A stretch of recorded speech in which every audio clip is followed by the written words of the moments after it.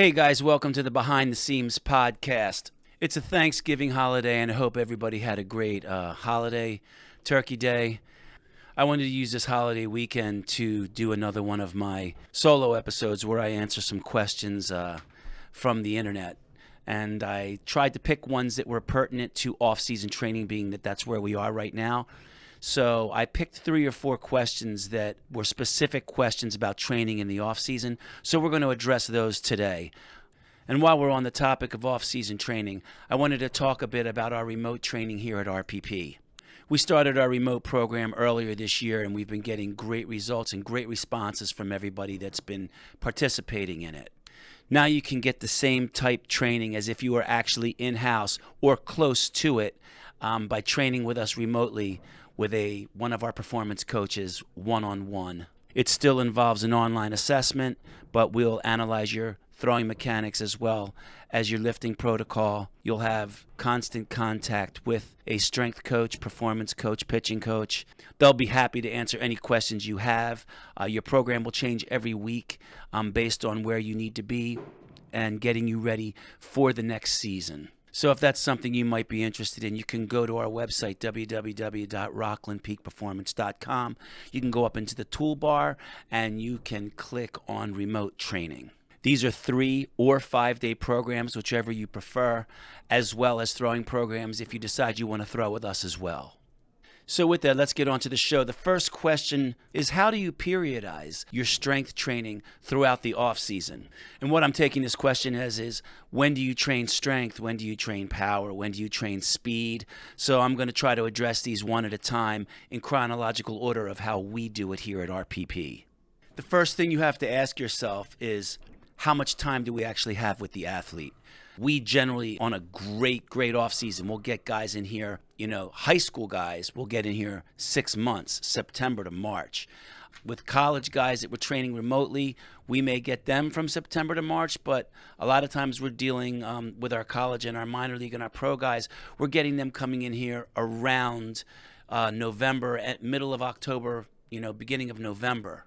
This will give us anywhere from 3 to 4 months with these athletes. So if we have 4 months, we're going to do a tissue prep phase first. And what I mean by tissue prep is by strengthening the tendons, especially in low positions, regrooving movement patterns in the weight room. The purpose of this program is not to achieve an immediate overload, but rather to elicit a progressive adaptation of the athlete's anatomy and tensile strength. We will also get some hypertrophy just due to the slow time under tension that we use in the tissue prep phase. So we've seen guys not only get stronger and pick up good form because they're doing it slowly and we can watch them better, but we've also seen them put on quite a bit of muscle due to the time under tension. But really, this is the foundation, for me, this is the foundation for all other phases of training, especially before entering into a max strength phase where we're lifting heavier loads. If we can get the tensile strength of those tendons better in low positions and in isometric positions by using isometric holds, that will help us lift more weight later and safely. I've also found that athletes that we do spend 4 to 6 weeks in a tissue prep phase do much better in the off season than the guys who kind of skip that phase and try to jump right into max strength. That's why we try to tell guys, really get here, man, get here. If you can give us 4 months, that's a lot better than 3 months. I know it's only another 4 weeks, but it's a lot better than 3 months where we can actually and get you ready to actually lift heavier weight. And, holding isometric holds in the lower positions really solidifies movement patterns where they're the biggest mechanical disadvantages. Once again, guys who get into this phase end up producing much more peak forces when we get into a max strength phase.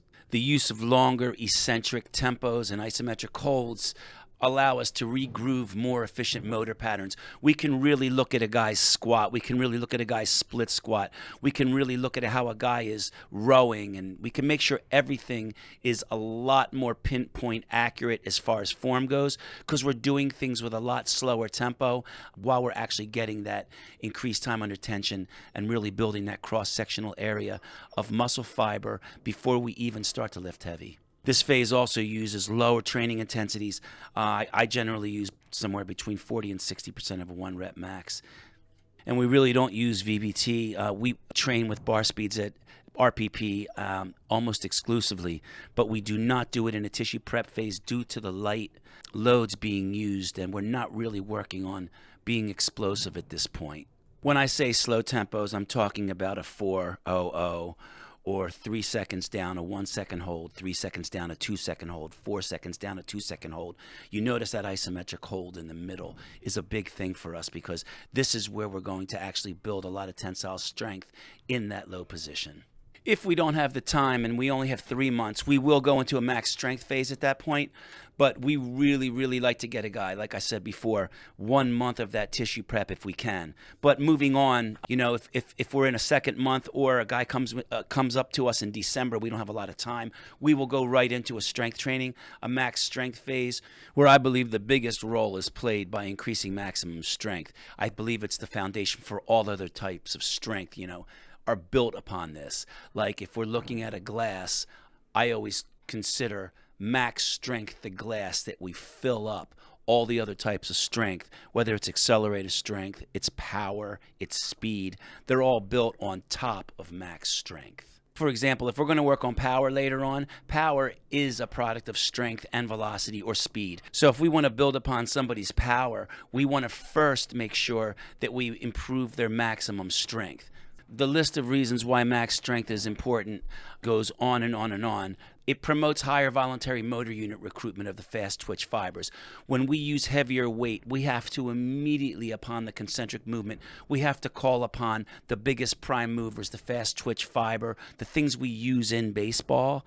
We have to call upon them immediately as opposed to a lighter weight when we're trying to train hypertrophy, whereas we don't really call on those bigger muscles until the reps start to get harder. When we're using heavier loads, those reps are hard immediately, so we have to immediately, upon rep 1, start calling on those bigger movers. There's also a huge improvements in testosterone level and relative strength due to training max strength at heavier loads. This is key for guys getting some really good lean body mass, getting some good weight on them, some fast strength. Fast is the word here because in baseball, everything happens fast. The window of time we have to make a decision, whether it's on a pitch or to throw a pitch, is milliseconds. It's really, really key that we can call upon our body to produce force really fast.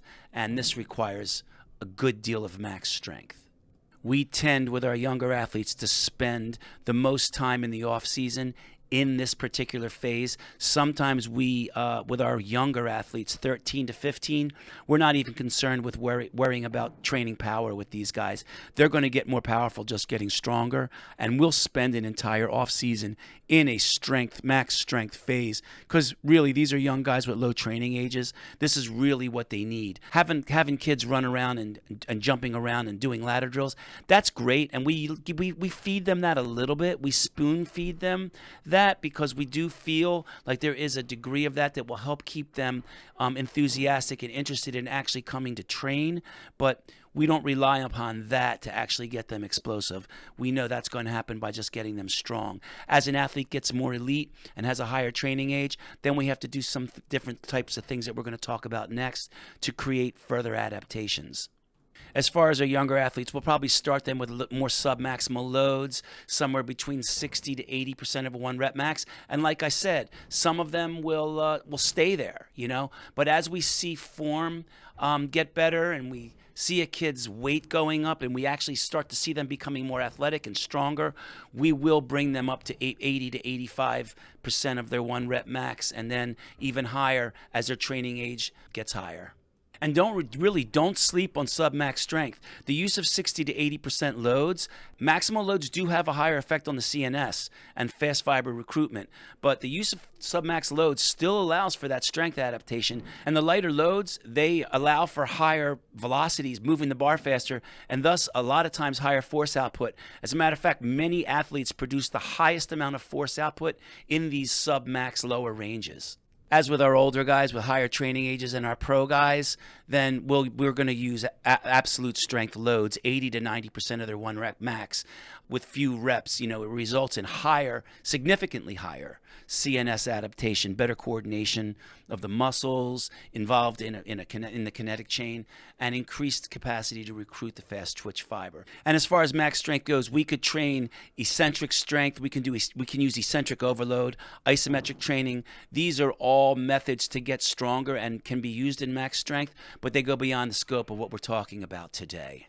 Tempos that we use are normal tempos. I'll use a 2-second eccentric load. Everything at this point from now until in-season training, we'll use as explosive as a concentric move as possible. I always tell guys we're not trying to do anything slow at this point, and that includes a concentric movement. This is where VBT can be huge to make sure guys are moving that weight as fast as possible. It builds great competition between the guys. You're looking for a number, you get that number. You come back the next day, you don't have that number. You're either going to get that number on the next set of reps, or you're going to actually move down in weight.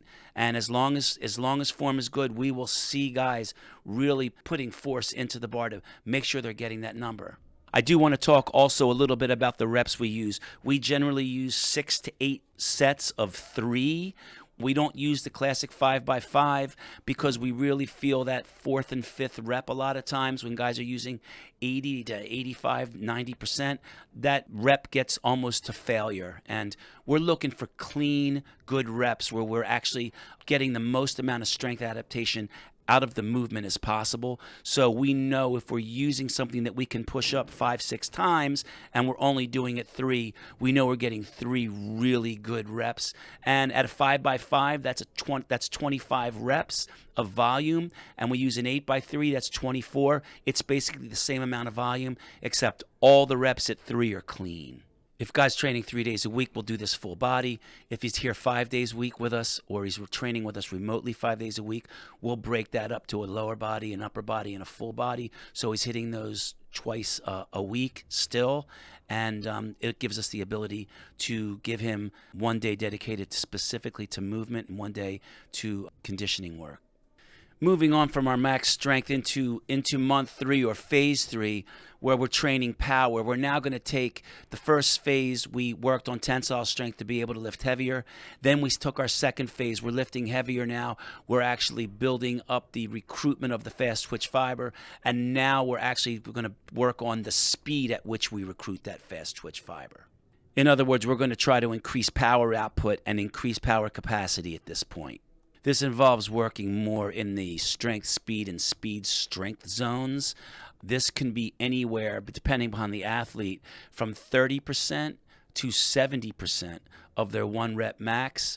We kind of have found that most guys are producing power, high load power, around 50 to 70% of their 1 rep max. As far as VBT goes, that's somewhere anywhere between 0.75 meters per second to 1.0 meters per second. We'll also use the assistance of either band resistance or band assisted lifting. Bands do not add mass to the lift. They do augment the velocity though, which makes them a velocity method, which is what we're actually working on in the power section. We're working on improving force in our max strength, our previous phase, and now we're working on the other half of that equation, velocity in the power phase. And just like in the max strength phase, we prefer to get about 6 weeks out of this. So this is why ideally we like to have a guy for 4 months. These 2 phases get a little bit long. We spend a little bit more time in our force and our velocity or our strength and power phases. Combine that with the tissue prep early on, and you're looking at more of a 16-week off season.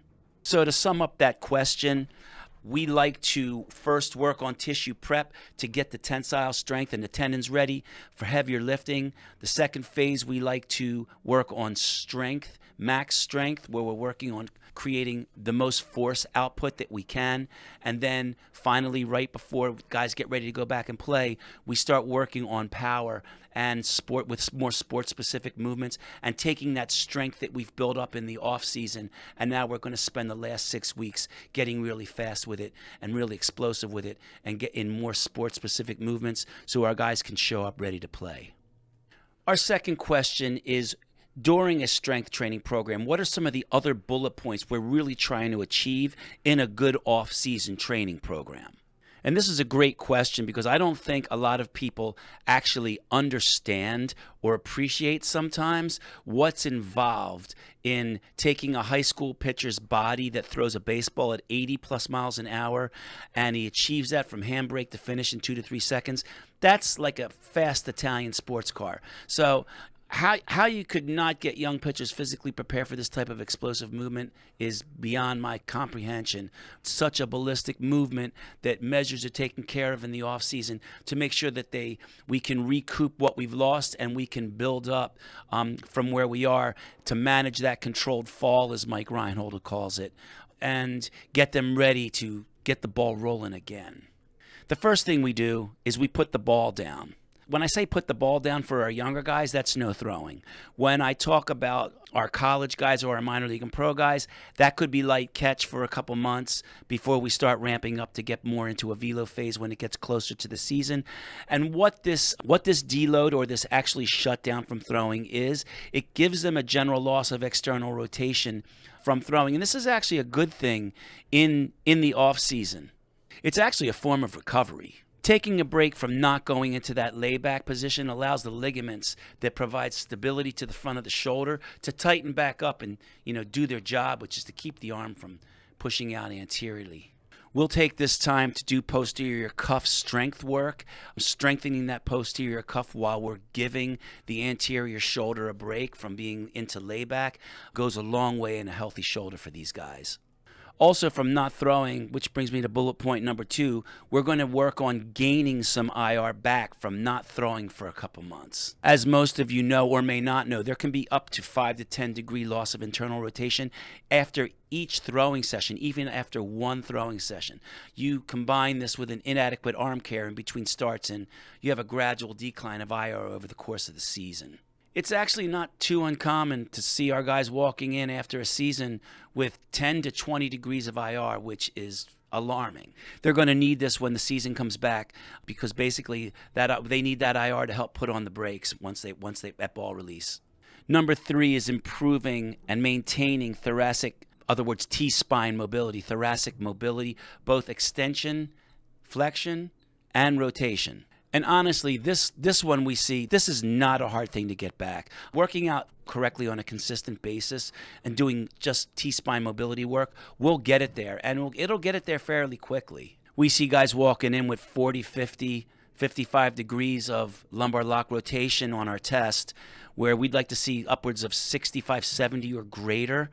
We'll watch them pick up 30 to 40 degrees over the off season, and most of that 30 or 40 degrees, honestly, is within the first month.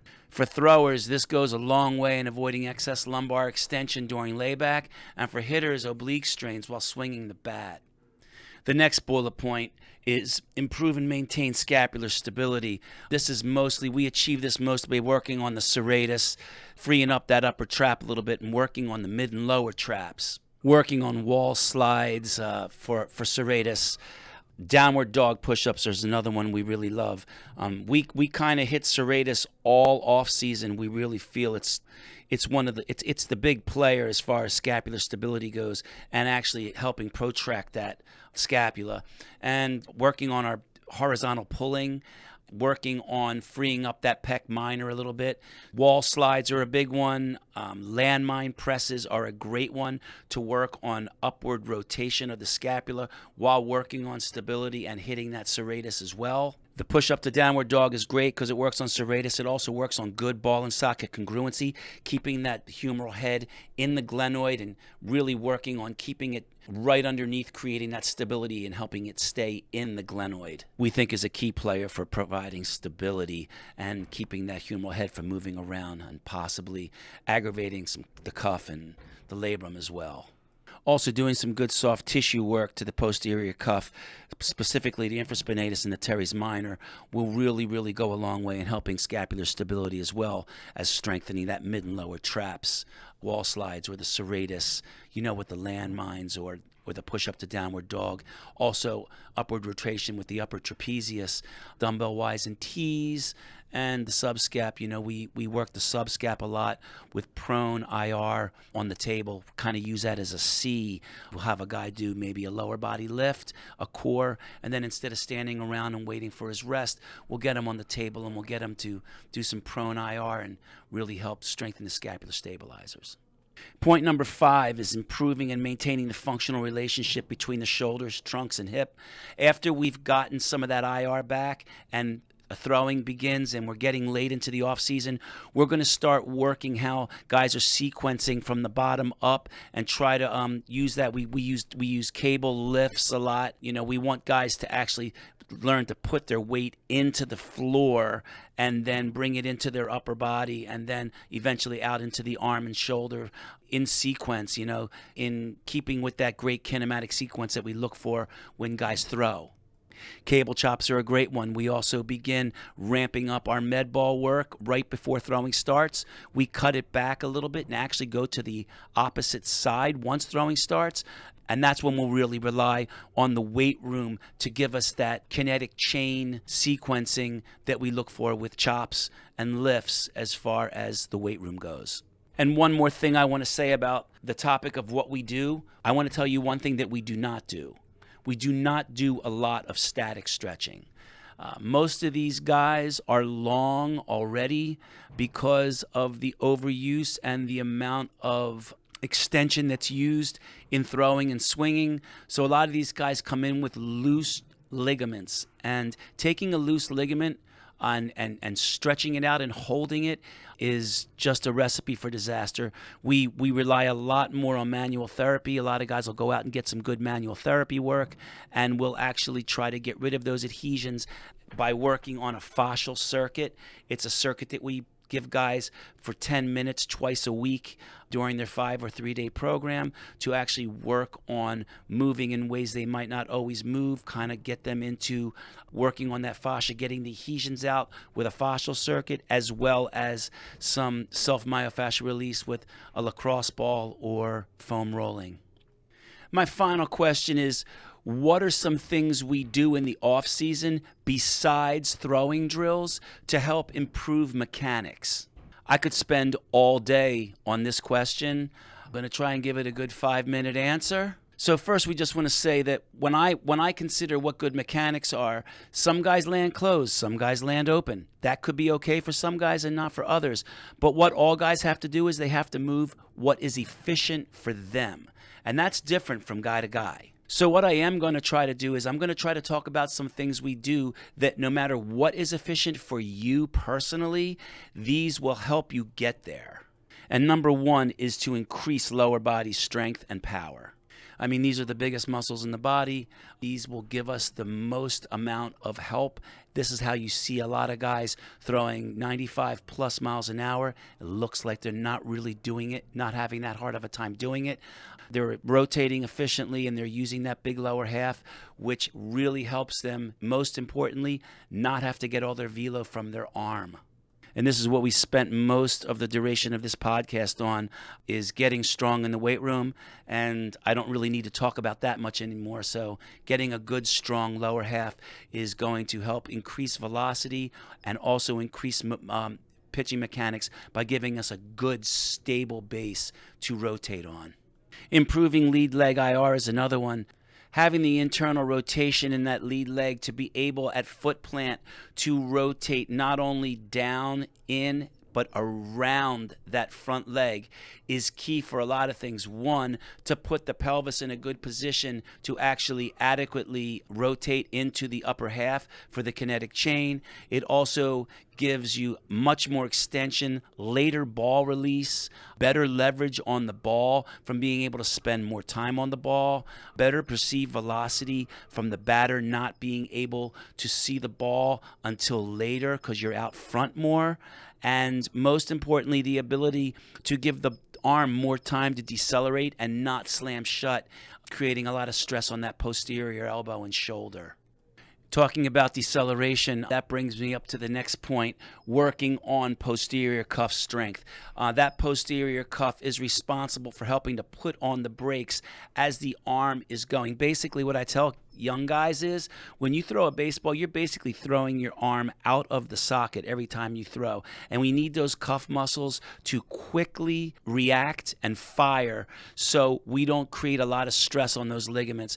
Getting a good, strong posterior cuff and also a cuff that fires quickly through the use of perturbations, that will help us motor-wise create a faster cuff that fires quickly and helps not create so much laxity in those ligaments from taking too long to kick in once the arm reaches extension and is actually starting to decelerate.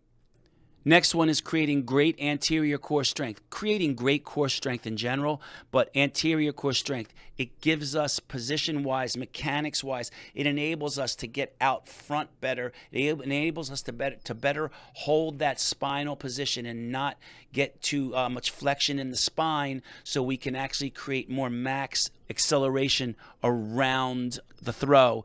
Max acceleration happens on a vertical axis, so the more vertical we can keep our spine in relationship to our pelvis as we throw, the better. A stronger core helps keep our upper body in that position so we don't go into flexion. A lot of guys that have a weak core, they can still throw hard, but a lot of times we start to see guys start getting a lot of debilitating lower back pain because they're going into too much flexion in their lumbar, and the lumbar does not really want to rotate that much.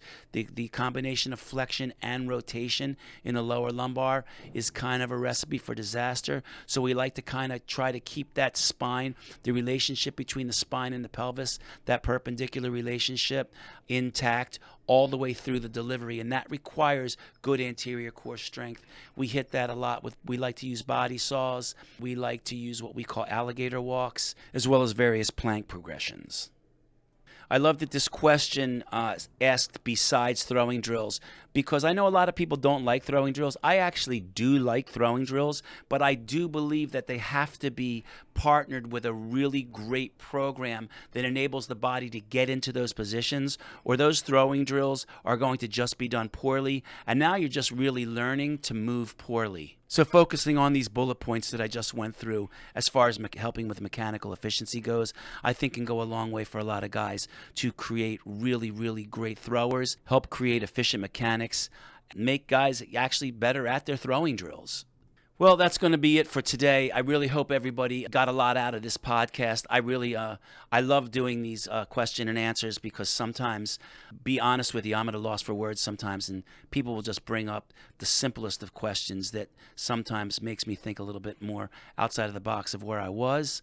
I hope everybody had a great Thanksgiving holiday and continues to have a good holiday into the new year. You can reach me at Nunzio Signore. That's my Twitter handle, or my facility is at RPP_baseball. The website is www.rocklandpeakperformance.com. You can check out my book on VBT, How to Apply Science, Technology, and Data to Maximize Performance. You can get that on Amazon or directly through Human Kinetics. Thanks again, and really looking forward to talking to you the next time on the Behind the Scenes podcast. Have a great weekend.